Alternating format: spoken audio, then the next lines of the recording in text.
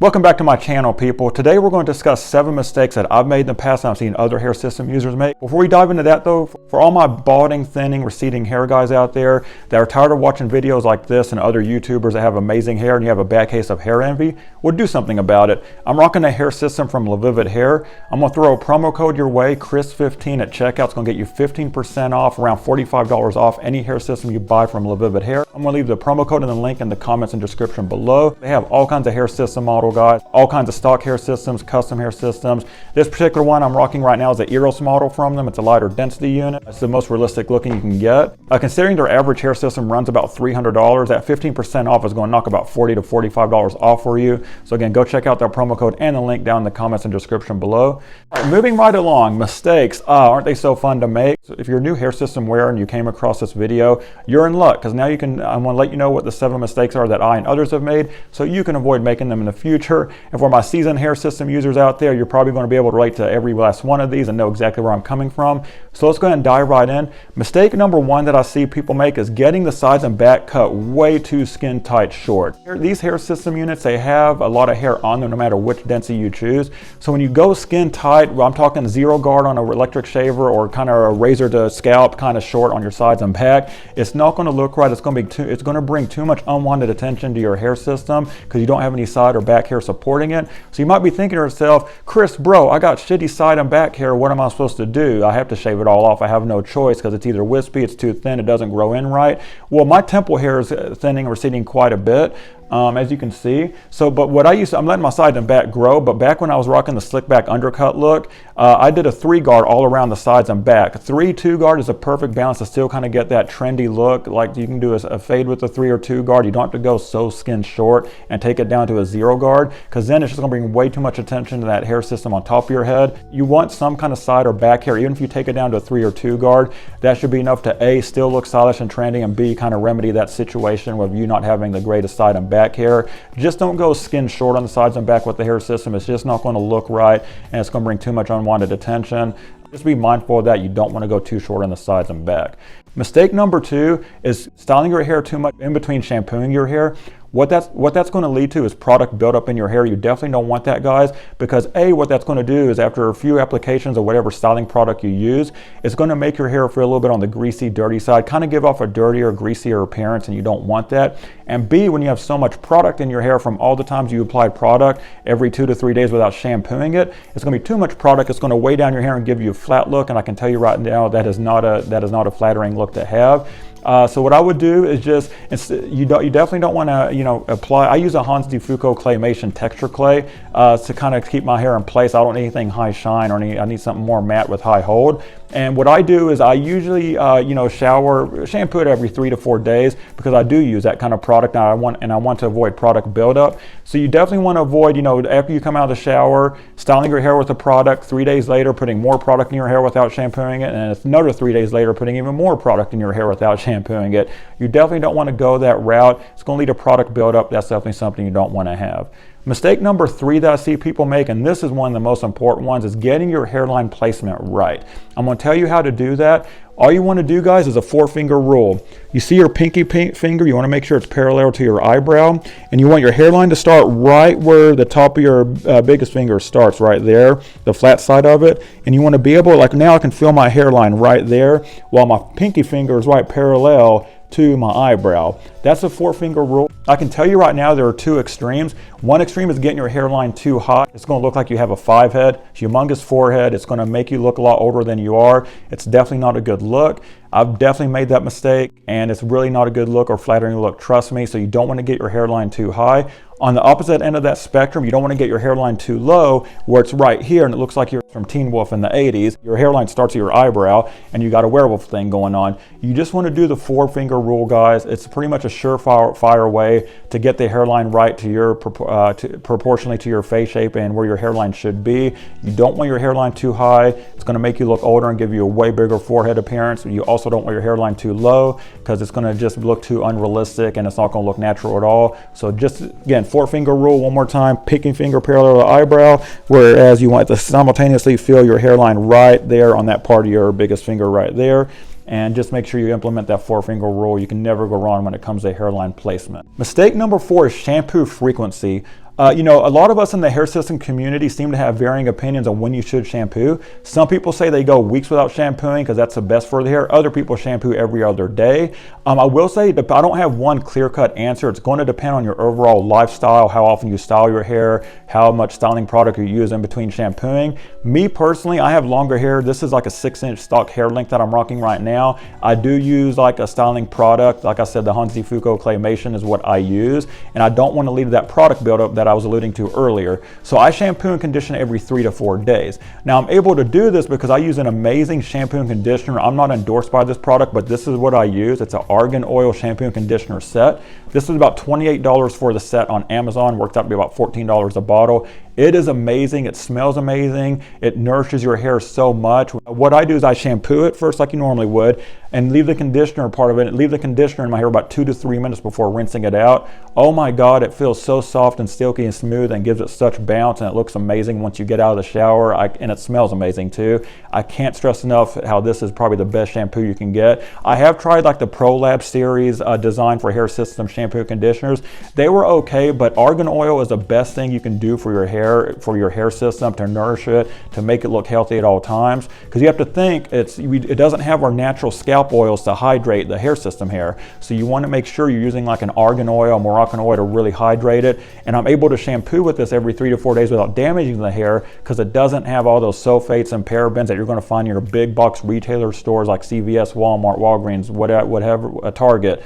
So you just want to make sure you're using a great, healthy, nourishing shampoo and conditioner that allow you to shampoo frequently. And this is what I use. It's natural with argan oil, and it doesn't have harmful chemicals, which allows me to shampoo every 3 to 4 days, shampoo and condition every 3 to 4 days. On the flip side, it depends on your lifestyle. If you're working outside all the time and you're getting your hair dirty, you're a gym rat, you're working outside, you're sweating a lot, you know, you're in the elements, you use a lot of styling product, you might want to shower every other day. That might make sense to you. Just use a good shampoo and conditioner. It's not going to damage your hair. On the other end of that spectrum, if you're someone that doesn't put styling product in your hair, you rock a lot shorter hairstyle, easier to maintain, and you don't really get it dirty, or you're not out in the elements a lot, you can probably go weeks without shampooing it. That's fine. It really just depends on your overall personal preference and lifestyle. It is on a case-on-case basis, guys. So stay on top of your shampooing and conditioning game. The next mistake is going to be getting an age-appropriate hairstyle. Guys, you definitely want to make sure you're getting a hairstyle suited for your age and your everyday surroundings. For example, if you're a 40-year-old attorney that's constantly in the courtroom and you have to look your most professional working among other attorneys, don't get big old Elvis Pompadour skin-tight fades that a 20-something, early 30-something would rock. It's just not going to be suitable. It's going to bring too much unwanted attention to your hair, and you definitely don't want that. If you're an office worker, an accountant, if you're a tax specialist, an accountant, an attorney, even working in a hospital setting, just get something more like you can't go wrong with the Donald Draper type side part slick back. That's just one of many kind of more conservative, age-appropriate hairstyles if you're in your late 30s, early 40s, and you work in a more highly professional environment.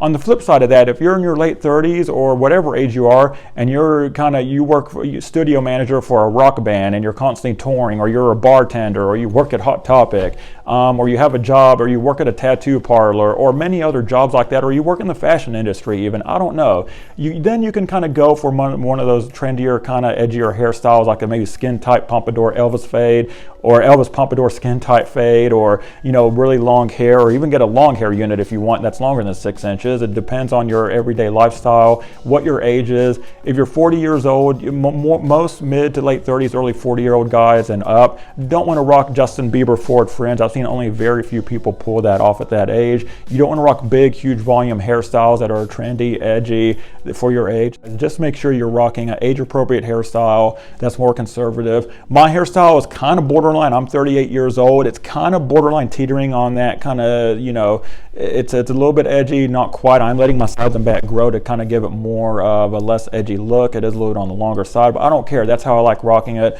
I have, in a few years when I'm pushing my early to mid 40s, I might change it up and go more conservative, or maybe before then, I don't know. But just be mindful of your everyday surroundings, your profession, your age, and just make sure you're choosing an age-appropriate hairstyle. The next mistake, guys, and I've made this a lot before, is not letting the bond dry long enough, either on your scalp or on the hair unit yourself if you decide to do bond over tape. The way I do it, guys, is I put bond I use Ghost Bond Platinum, and I put the bond all around the perimeter from the hairline, sides of the back, and I cover every inch up until right till the hair starts, so there's not going to be any lifts whatsoever. I cover 100% of the poly material where I want it to stay on my head, and I let it dry, believe it or not guys, for 2 to 3 hours on the actual unit itself before I apply it. You want to make sure it's dry and clear. That way it's going to stay on your head. Guys, I'm going 3.5 weeks on one coat of bond on this cycle right here, and I could probably easily, the way it feels, go another week or two before I have to do maintenance on it. I can't stress enough the importance of letting your bond dry, whether you do it on your scalp or on the poly unit itself, but let it dry clear, because it's white at first. You want it to dry clear. You're going to get the best possible adhesion that way. That's going to last the longest, and it's not going to lift when you come out of the shower. Your first after you come out of the shower the first couple of times after applying your hair system.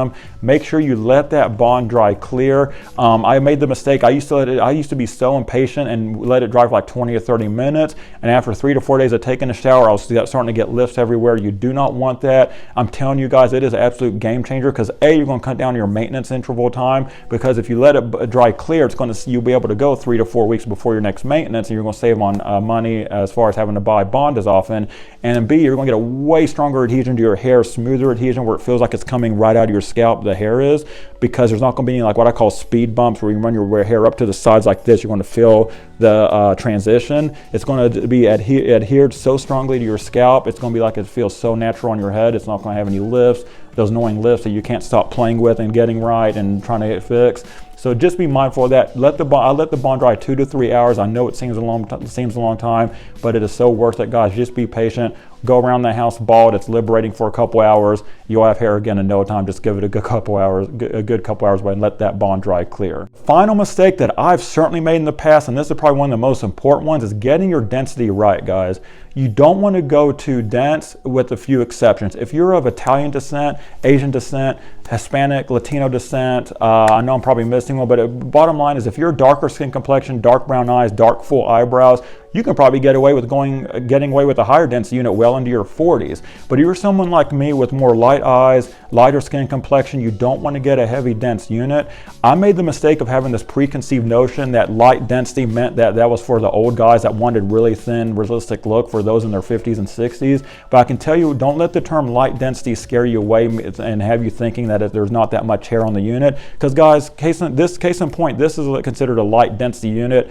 Does this look like something that's tailor-made for a 50 to 60, 70-year-old?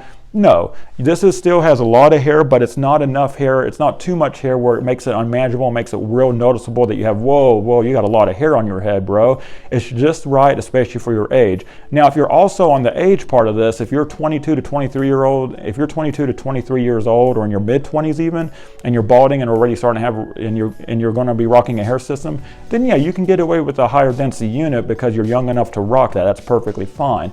For people like me in their mid to late 30s, you just want to kind of go for a lighter density look. I promise a light density look isn't going to have like bald spots all over it or look all like old and frail. That's not what light density means. It just means it's going to suit you better. It's going to have it's going to have, just a little bit less hair than an actual real dense, medium dense unit. And you'll be able to style it a lot more freely because it's not going to be as dense, and you'll be able to get away with a lot more hairstyles without looking unrealistic. So just be mindful of that. Choose your density. I know at Lavivid, where I get my hair systems from, they have their Eros and Mirage are pretty much our top two models. The Eros is what I'm rocking, which is the light density unit. Their Mirage units are more in the regular dense units, which would be a little bit more on the dense side, more for like the younger mid to early 20s, mid to late 20, maybe early 30 folks, or those of more darker skin complexion, dark brown eyes, dark skin, dark full eyebrows. That's when you can get away with the Mirage. But for everyone else, just stick with the light density unit. You guys won't be disappointed. It's not you're going to bring good attention to your hair. People look at it and be like, oh, your hair looks good, as opposed to bad attention, or people looking like, whoa, something's up. You got way too much hair. So just be mindful of that. You don't want to draw unwanted bad attention. You don't want to draw that unwanted bad attention in your hair system, guys. Stick with light density unit unless you're in the aforementioned categories that I described. Anyway, guys, I hope you guys took a lot out of this video and it helped you out. Until my next video, take care.